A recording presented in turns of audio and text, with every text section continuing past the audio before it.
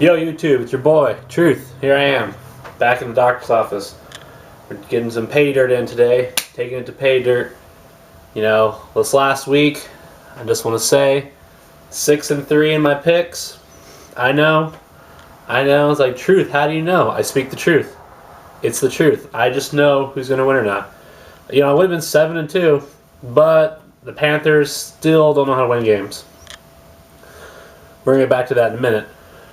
But I just want to say, 6-3, I'll take it any day of the week.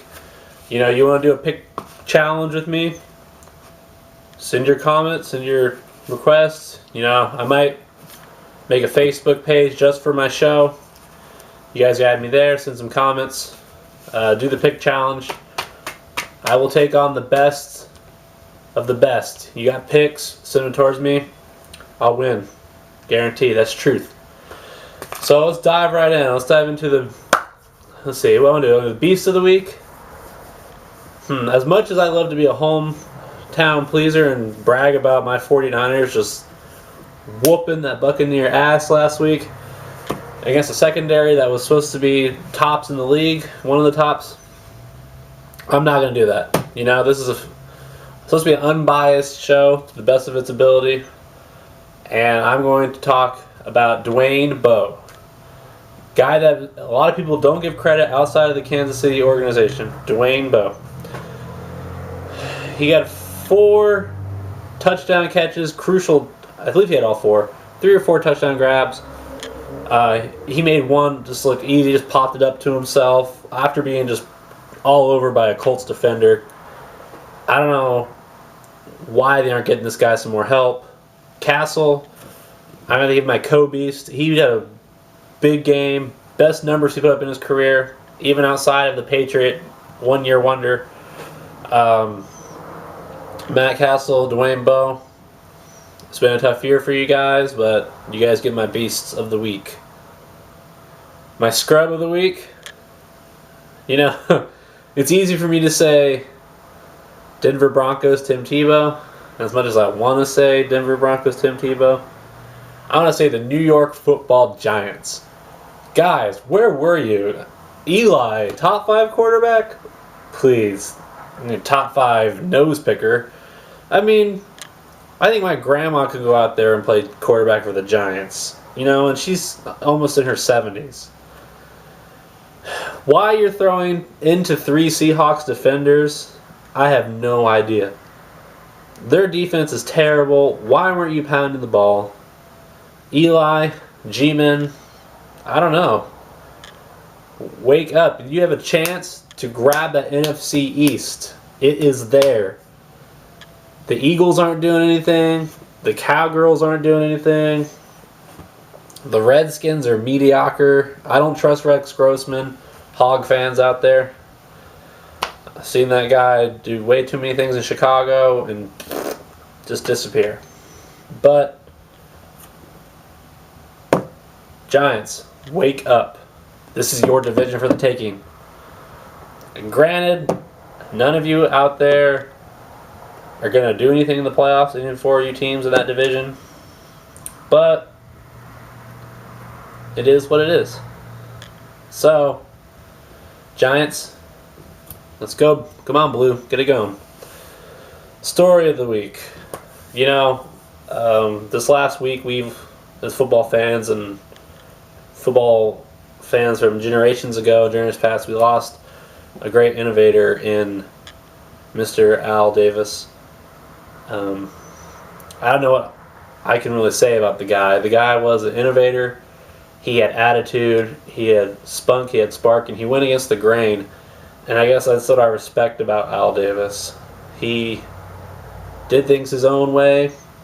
He did a lot of controversial things compared to other NFL teams, but he stuck to his way. He lived life his way. He built that team his way. It was his attitude. His color, silver and black, that's a revolutionary thing. No other team could just have 2 dark gray colors be put and look so cool in a uniform. Not even Pittsburgh. So, Al Davis, Yeah, I just want to thank you as a football fan for your contributions for football, encouraging the merger. The reason why we have such great rivalries with the AFC and the NFC, or we had great rivalries from your teams, Raider Chargers, excuse me, Raider Broncos, any team in that AFC West, you guys had a great rivalry with. For the Seahawks for a long time with Bondsworth and Bo Jackson. Those are some great games. Madden. Al, if it weren't for you, we wouldn't know John Madden, and he wouldn't even have Madden NFL. So, thank you. You are a great inspiration to the game of professional football. Despite your personal choices on how to run your team, you're still great. You did things your way, and I respect that about you, Mr. Al Davis. So without further ado, I want to cut this week's episode a little bit short. Kind of not in the mood to drag things out. I want to get my show within 8 or 9 minutes. Let's dive right into the picks. I want to look off my laptop to my right here. Didn't have it right down. Long day in college, guys. So we got my underdog Carolina Panthers against the Atlanta Falcons. Until Matt Ryan decides that he can hand the ball off more to Mike Turner, that Falcons team will continue to struggle. Their defense is iffy at best. They can't get any pass rush still, which is the reason why they brought in John Abraham for quite some big money and Ray Edwards. However, I think the Panthers are going to get an upset win this week. I know I picked them last week for an upset win, but Cam is so close, so close. So close. Cam, you're not overrated. You're probably one of the best number one pick QBs you've had in a while, in your first year at least. Indy at Cincinnati, this is what I would call a scrub game. I mean, how much more can you ask Curtis Paydirt to do something for you, Indianapolis? You got to step up. Your defense has to step up. He's not the one giving up one-hand bobble catches to Dwayne Bowe. However, I like the Cincinnati Bengals at home. My Niners, Gold Rush. This is the Gold Rush here, boys. We're bringing it back against my my team that I picked this year to do something, the Detroit Lions. It's going to be a hard game. However, I think the Niners will keep it close, but no one in our secondary can cover Calvin Johnson. We have a small secondary, and I have the Lions winning at home, going to 6-0. Probably, I think it's their best start ever in franchise history. Buffalo at the Giants. I'm keeping with Buffalo until they lose big otherwise. This team just can put up the points. Guys can score. Ryan Fitzpatrick, Harvard grad. That guy, something special in Buffalo this year. Bills. Jacksonville and Pittsburgh. Easily. Steelers are at home. Big Ben's a little beaten up, but they get that deep ball going with Sanders. And they also, the running game's improved without Mendenhall being the number one guy all the time. I forgot his name. Sorry, Steeler fans. They're your backup. And even behind that atrocious offensive line, you guys will beat the Jacksonville Jaguars. Philly at Washington. This is my scrub bowl of the week.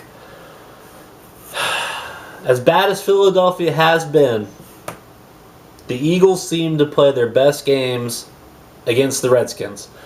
Mike Vick had a monster game last year against the Redskins. I picked that to be the case this year. He's going to put up big numbers. Eagles will get back on the board with a W. Houston at the Baltimore Ravens. Texans fans, I'm glad you're drinking that Kool-Aid now, but it's not your week again. I picked you to win last week. You didn't win. Let me down. I had the Baltimore Ravens stopping that Arian Foster combination, especially with Johnson out. I think Flacco has a pretty good game.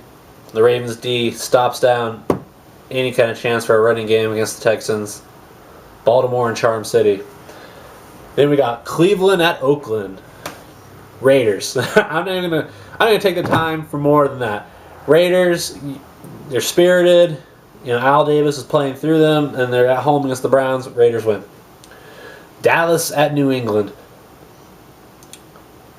is there anything really else to say? Patriots.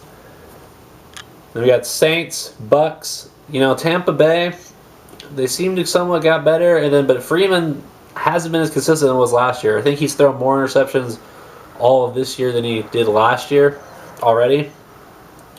I like what Breeze is doing. I love what the Saints are doing. Mark Ingram, I think, was the missing piece in that offense. Get rid of that Reggie Bush dance crap. Put a real running back in there. A real Heisman Trophy winner, Mark Ingram. Saints are going to win that game. Then we got Minnesota, Chicago on the Sunday night game. You know what? Peterson was a beast last week. They're in Chicago, though. I have the Bears winning this game. The Vikings fall to 1-5. And finally, Monday Night Football. Good old classic Monday night game. Usually have one every year of these two teams. The Dolphins against the Jets. For some reason, I have the Dolphins winning this game. There's just nothing that I see from Mark Sanchez for him to win against an AFC East opponent. Dolphins, you need something good to cheer about. Jets fans, I know, Super Bowl or bust, but I got Flipper beating the Jets this week on Monday Night Football. So here we are at the end. Truth, keeping it real with y'all here on Paydirt. Take it to the grindstone every day, fellas. Like I said before, you want to do my pick challenge? Let me know. Get some comments on my page. We'll get the picks rolling. And if you have any suggestions for any of my other segments of the show, let me know. And I might be interested in hearing them. I might reply too.